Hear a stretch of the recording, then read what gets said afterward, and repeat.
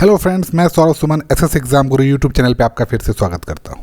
आज हम current affairs के प्रैक्टिस सेट 24 को लेके आए हैं, जहां पे आपको देश दुनिया के सभी खबर सिर्फ सवाल और जवाब के रूप में नहीं, पूरे विश्लेषण के साथ पता चलेगा।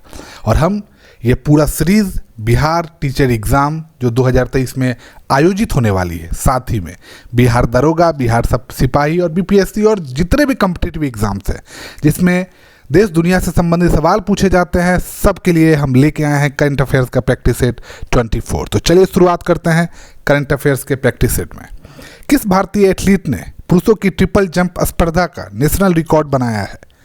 तो क्यूबा के हवाना में एथलेटिक्स मीट में पुरुष की ट्रिपल जंप प्रतियोगिता में भारतीय एथलीट प्रवीण चित्रवेल ने 17.37 मीटर की छलांग लगाकर नेशनल रिकॉर्ड को तोड़ दिया।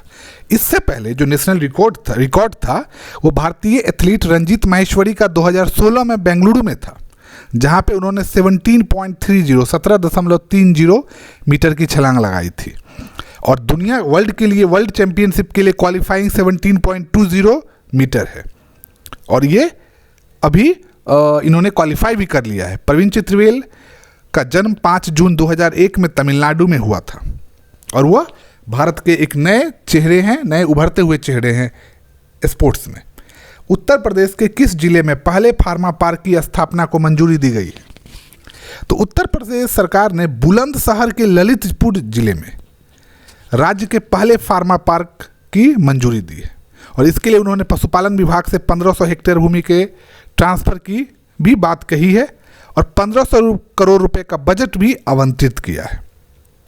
और ये फार्मा पार्क में आप ये समझ लीजिए कि मेडिकल डिवाइस पार्क भी लगाया जा रहा है, और इस मेडिकल डिवाइस पार्क को मेट्रो, एक्सप्रेसवे, ट्रांसपोर्ट सिटी और बुलेट ट्रेन से भी जोड़ा जाएगा।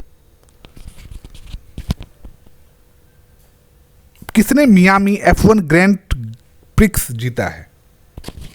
तो रेडबुल के जो ड्राइवर थे मैक्स वर्स्टैपेन ने यह प्रतियोगिता जीती है। सेकेंड नंबर पे फेरारी के चार्ल्स लेक्रेज रहे, थर्ड पे रेडबुल के सर्जियो पेरेज रहे, और मर्सिडीज के जॉर्ज रसेल 5वें स्थान पे रहे। किसने सिकंदराबाद में पीएम जन औषधि केंद्र का उद्घाटन किया है?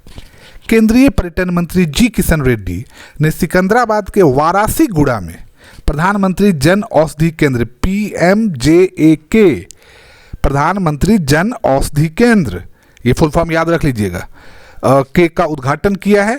और आपको ये इस जन औषधि केंद्र के बारे में ये जानना चाहिए कि वो है क्या। तो जन औषधि केंद्र क्या है कि भारत सरकार के द्वारा जो जेनेरिक दवा सस्ती में लोगों को उपलब्ध करवाने की बात कही गई थी, उसी की एक पहल है। इसमें जो ब्रांडेड दवा की तुलना में बहुत कम कीमत पर जेनेरिक दवा बिकते हैं, और ये रोगी के लाभान्वित करने के साथ साथ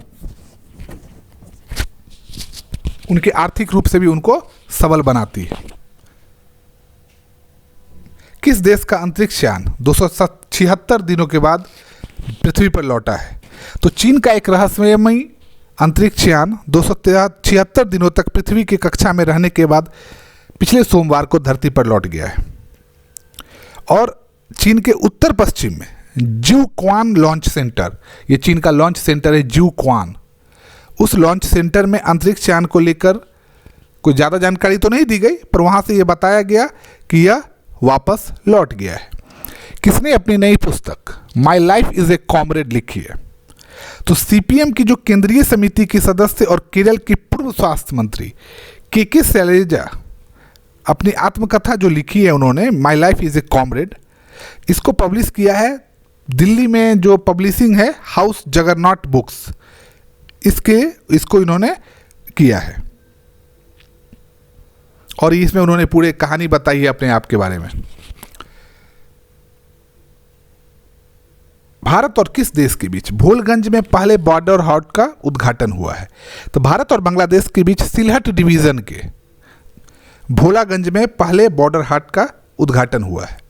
देखिए, पहला बॉर्डर हाट जो भारत और बांग्लादेश के साथ शुरू किया गया है वो कोम्पानीगंज उपजिला के भोलागंज में खोला गया है, और वहाँ पे जो मौजूद थे वो बांग्लादेश के प्रवासी कल्याण और प्रवासी रोजगार मंत्री इमरान अहमद और भारतीय उच्चायुक्त नीरज कुमार जायसवाल, ये दोनों ने मिलके भारत के मेघालय के पूर्वी खासी हिल्स और सिलहट के भोलागंज के बीच में स्थित भारत और बांग्लादेश के लिए संयुक्त रूप से हाट की व्यवस्था की। अगर आप हाट के बारे में जानते होंगे तो हाट एक ऐसा जगह होता है जहाँ पर छोटे मझोले लोग, व्यापारी लोग अपना व्यापारिक लेन देन का कार्य करते हैं।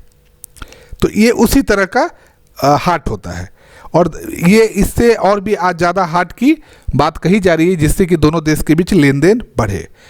अस्थायी रूप से अगर आप बात करिएगा तो वहाँ पे लोकल में 26 बांग्लादेशी और 24 भारतीय स्टॉल को प्रदर्शित किया जा रहा है। जम्मू कश्मीर के बाद कहाँ लिथियम के भंडार की खोज की गई है? तो जम्मू कश्मीर के बाद राजस्थान में लिथियम के एक बड़े भंडार की खोज की गई है और इसकी पुष्टि भारतीय भूवैज्ञानिक सर्वेक्षण ने भी की है और यह इतना बड़ा है कि देश की 80% मांग को पूरा किया जा सकता है। और आपको मैंने एक वर्ड बोला, भारतीय भूवैज्ञानिक सर्वेक्षण, इसको GSI सर्वेक्षण बोलते हैं, GSI। और ये जो लिथियम है ये इससे पहले जम्मू कश्मीर के रियासी जिले में 5.9 मिलियन टन लिथियम मिला था। और लिथियम का उपयोग कहाँ होता है? देखिए, भारत में जो इलेक्ट्रिक व्हीकल्स का भी आप दौर देख रहे हैं वो उसकी बैटरी लिथियम से बनती है। साथ में आप देखते होंगे कि लैपटॉप, सेल फोन, ये सब की बैटरी, ग्लास, सेरेमिक उद्योग, तो सब में लिथियम का इस्तेमाल किया जाता है। IPL के इतिहास में 7,000 रन बनाने वाले पहले खिलाड़ी कौन बने? तो भारत के सर्वश्रेष्ठ खिलाड़ियों में से एक विराट कोहली, जो IPL में रॉयल चैलेंजर बेंगलुरु से खेलते हैं, उन्होंने IPL इतिहास में 7,000 रन बनाया है और वो पहले बल्लेबाज बने हैं और उन्होंने अब तक IPL में 5 शतक और 50 अर्धशतक लगा चुके हैं। नई इमारतों में गैस स्टोव के इस्तेमाल पर प्रतिबंध लगाने वाला पहला अमेरिकी राज्य कौन बना है?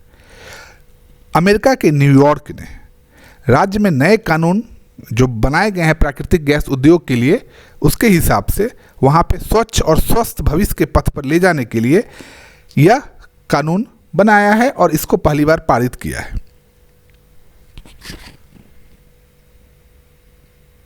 भारत के star javelin athlete Neeraj Chopra ने किस इवेंट में गोल्ड मेडल जीता है? तो देश में गोल्डन बॉय के नाम से प्रसिद्ध star javelin thrower Neeraj Chopra ने एक बार फिर से भारत का नाम अंतर्राष्ट्रीय स्तर पर रोशन करते हुए 5 मई को दोहा डायमंड लीग का खिताब अपने नाम किया। उन्होंने पहले ही प्रयास में 88.67 मीटर दूर भाला फेंका और चीन इससे पहले टोक्यो ओलंपिक में जो सिल्वर मेडल जीते थे खिलाड़ी चेक गणराज्य के जैकब वडलेच, वो दूसरे स्थान पर रहे। भारतीय सेना के आधुनिकीकरण के लिए कौन सा प्रोजेक्ट लॉन्च किया गया? ऑपरेशन संजय। ऑपरेशन संजय को लॉन्च किया गया है। सेना अध्यक्ष मनोज पांडे ने इसके बारे में कहा कि जो ऑपरेशन संजय है, इसमें ऑपरेशन सिस्टम को और पावरफुल बनाया जाएगा। नया बैटल सर्विलांस सिस्टम BSS लाया जाएगा। इसे मैदानी, रेगिस्तानी और पर्वतीय क्षेत्रों में लगाया जाएगा। साथ ही में BSS ईस्ट ट्रिप सिस्टम, ये सब के सब लगाए जाएंगे। हजारों सेंसर लगे रहते हैं और इससे क्या होता है कि भारत की सेना को दूर दराज के बारे में भी जानकारी मिलती रहती है। किसने स्वास्थ्य क्षेत्र में IHD मंच का शुभारंभ किया है? तो केंद्रीय मंत्री नारायण राणे ने Bharat health dialogue, Indian health dialogue IHD को 3 मई को नई दिल्ली में इसके प्लेटफॉर्म का लोकार्पण किया। नारायण राणे भारत के केंद्रीय सूक्ष्म लघु और मध्यम उद्यम मंत्री हैं और ये IHD जो है, ये इसका जो लक्ष्य है, यह स्वदेशी उत्पादन के लिए भारत की जो कंपनी है उसके बीच में MSC जो होता है उसको बढ़ावा देने के लिए। भारत और किस देश ने औद्योगिक अनुसंधान और विकास सहयोग के लिए समझौता ज्ञापन पर हस्ताक्षर किया है? भारत के सबसे करीबी और सहयोगी देश इजराइल ने भारत के साथ मिलकर औद्योगिक अनुसंधान और विकास सहयोग के लिए समझौते ज्ञापन पर हस्ताक्षर किए हैं। RBI ने किसके साथ मिलकर global tech competition G20 tech sprint की शुरुआत की है? तो भारतीय रिजर्व बैंक और bank for international settlements BIS, bank for international settlements BIS ने G20 टेक स्प्रिंट का शुभारंभ किया है और ये चौथी G20 टेक स्प्रिंट हुई है दोनों के साथ बैठ के, ये दोनों कर रहे हैं। और इसमें यही होगा कि हर एक को, मतलब जो भी एप्लीकेशंस निर्माताओं हैं, अगर वो ऐप बनाते हैं तो उन्हें उनके लिए अनुदान की राशि दी जाएगी। भारतीय सेना ने कहाँ बुलंद भारत अभ्यास आयोजित किया है? भारतीय सेना ने अरुणाचल प्रदेश में पूर्वी थिएटर की उच्च ऊंचाई वाली श्रेणियों में मंडल स्तरीय एकीकृत प्रशिक्षण अभ्यास कोडनेम एक्सरसाइज बुलंद भारत का आयोजन किया है। और इस अभ्यास में आर्टिलरी और इन्फेंट्री की निगरानी और गोलाबारी क्षमताओं के मूल्यांकन को किया जा रहा है। भारत और कौन सा देश आसान भुगतान के लिए रुपए और मील कार्ड तलाशने में सहमत हुए हैं? तो भारत और रूस ने, रूस पर आपको पता है कि बहुत सारे प्रतिबंध लगे हुए हैं, फिर भी दोनों ने रुपए और मील कार्ड से निर्बाध भुगतान की संभावना के लिए व्यापारिक, आर्थिक, वैज्ञानिक, तकनीकी और सांस्कृतिक सहयोग पर बैठक की है। आपको पता है कि यूपीआई जो है भारत में, जिसका अर्थ होता है यूनिफाइड पेमेंट इंटरफेस, और रूस के बैंक ऑफ रसिया के फास्टर पेमेंट सिस्टम के बीच सहमति बनी है परस्पर संपर्क बनाने के लिए। बंगाल की खाड़ी में उठने वाले चक्रवाती तूफान साइक्लोन मोचा को किस देश के द्वारा नाम दिया गया है? तो ये जो साइक्लोन मोचा है, इसका नाम पड़ा है यमन के द्वारा। यमन ने ये नाम सुझाया है क्योंकि यमन में लाल सागर बंदरगाह शहर मोखा के नाम पर इसका रखा गया है। यह शहर 500 साल पहले दुनिया में कॉफ़ी पेश करने के लिए भी जाना जाता है। और ये जो चक्रवात मोचा है, ये बंगाल की खाड़ी के ऊपर 12 मई तक एक तूफान बनने का संकेत है। किस कंपनी को भारत में टेलीकॉम लाइसेंस मिला है? तो जूम। आपने जूम, जब कोरोना का टाइम था, जब सब कुछ ऑनलाइन हो रहा था, तो ऑनलाइन वीडियो प्लेटफॉर्म के लिए जूम का इस्तेमाल शुरू हुआ था। तो जूम वीडियो कम्युनिकेशन ZVC ने लाइसेंस हासिल कर लिया है। इससे पहले वो आपको पता है वीडियो कॉन्फ्रेंसिंग की सुविधा देता था। ZVC इंडिया की पेरेंट फर्म है जूम वीडियो कम्युनिकेशंस, और उन्होंने भारत में टेलीकॉम लाइसेंस प्राप्त कर लिया है। टेलीकॉम लाइसेंस का मतलब होता है फ़ोन कॉल, जैसे सिम जो होता है वो टेलीकॉम लाइसेंस के थ्रू ही मिलता है। 2G स्पेक्ट्रम आपने नाम सुना होगा बहुत पहले। किस राज्य में 2000 साल पुराने जल निकायों का पता चला है? मध्य प्रदेश। मध्य प्रदेश में 2000 साल पुराने जल निकायों का पता चला है। आपको पता है कि मध्य प्रदेश के मुख्यमंत्री का नाम है श्री शिवराज सिंह चौहान, और वहाँ पे इस साल के अंत में नवंबर-दिसंबर में चुनाव भी होने वाले हैं। तो ये आज का हमारा करंट अफेयर्स का प्रैक्टिस